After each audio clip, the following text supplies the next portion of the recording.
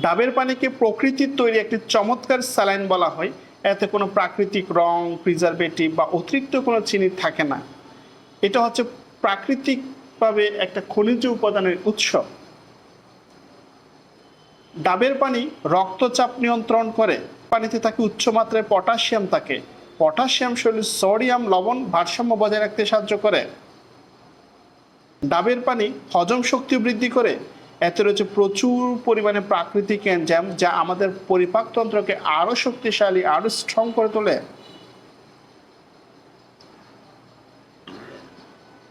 এই ডাবের পানি আমাদের শরীরকে ডিটক্স করতে সাহায্য করে।